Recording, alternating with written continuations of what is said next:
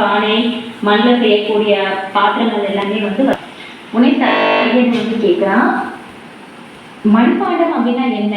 அது வந்து சட்டி இதுதானே அப்படின்னு உடனே பொறுப்பாளர் சொல்றாங்க, இது வந்து சட்டி பானை அது மட்டும் வந்து மண்ணில் வந்து செய்ய மாட்டாங்க. குடம், தொண்டி, கலயம், கடம், மூடி, உழங்கு, அகல், உண்டியல், அடுப்பு, தொட்டி, இந்த மாதிரி மண்ணில் வந்து நிறைய பொருட்கள் வந்து செய்வாங்க. இதெல்லாம் நல்ல சுத்தமான களிமண்ணால் வந்து செய்வாங்க. அந்த களிமண் எல்லாமே எங்கிருந்து எடுப்பாங்கன்னா குளங்கள், ஆற்றங்கரைகள், வயல்வெளிகள் இந்த மாதிரி இடத்துல இருந்து களிமண்ணை எடுத்துட்டு வந்து அதுல தான் இந்த மாதிரி ஒரு பாத்திரங்கள் இந்த மாதிரி விஷயங்கள் இல்லை பொருட்கள் எல்லாமே வந்து செய்வாங்க அப்படின்னு சொல்லிட்டு இருக்காங்க.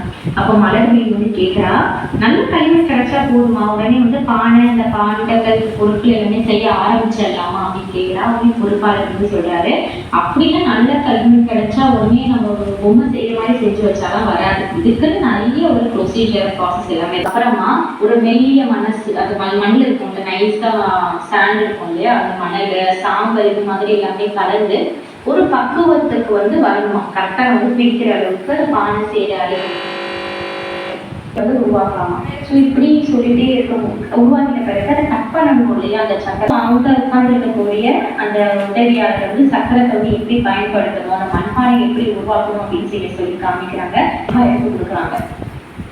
வந்து சொல்லுவாங்க, இப்படி வணையப்பட்ட பானைகள் எல்லாருமே ஓரளவுக்கு கொஞ்சம் காஞ்சதுன்னு என்ன செய்வாங்கன்னா அது ஒரு தட்டுப்பாடையை கொண்டு தட்டி இந்த பானையோட அடிப்படத்தில் இருக்கக்கூடிய ஓட்டையை வந்து மூடி இந்த பானையும் முழுசா வந்து மாற்றிடுவாங்க, பானையாவே மாற்றிடுவாங்களாம்.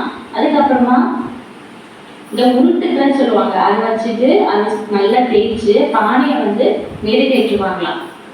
இப்படிதான் ஒரு பானை அப்படிங்கிறது உருவாகுது அப்படின்னா அவங்க சொன்னா, எங்க ஊர்ல எங்க பாட்டி வந்து மண்பாண்டங்கள்லாம் வந்து சமையலே செய்வாங்க அப்படின்னு சொல்றாங்க. உடனே பொறுப்பாளர் சொல்றாரு, ஆமா அந்த காலத்துல எல்லாம் மண்பானைகள் எல்லாம் சமையல் எல்லாமே வந்து செய்வாங்க. மண்பானையில செய்யக்கூடிய சமையல் வந்து ரொம்ப சட்டமுக்கு ரொம்ப குளிர்ச்சி கொடுக்கும், எந்த ஒரு டிஹைட்ரேட் ஆகாம நம்ம உடம்பு வந்து பாதுகாக்கும் அப்படின்னு சொல்றாங்க.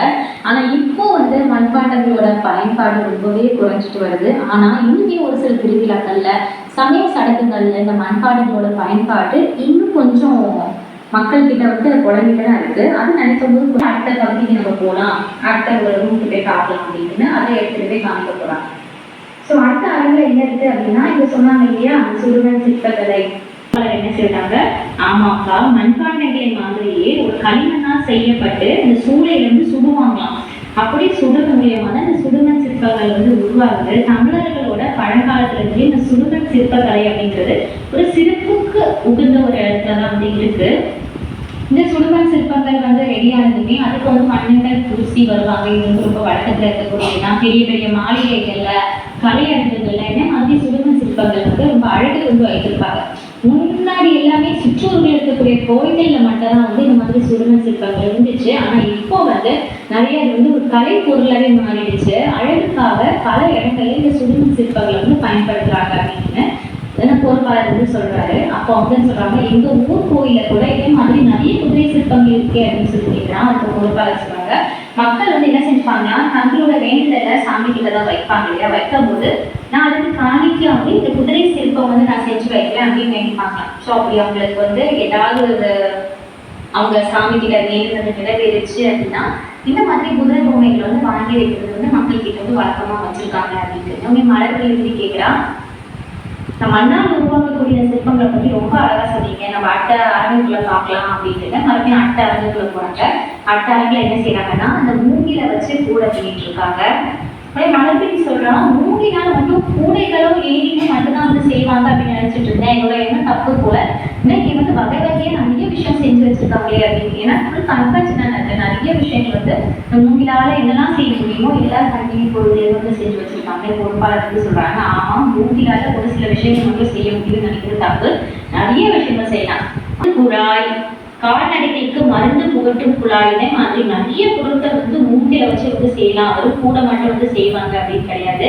சுருக்கமாக சொல்லணும் அப்படின்னா ஒரு பிறந்த குழந்தைகளுக்கு வந்து விளையாட்டு பொருட்கள்ல இருந்து ஆரம்பிச்சு இறந்தவங்களுக்கு வந்து பாடையில ஏறிட்டு போவாங்களே அது வரைக்குமே மூங்கிலோட பயன்பாட்டு நம்மளோட வாழ்க்கையில ஆரம்பத்துல இருந்து சொல்லிட்டு இருக்காரு.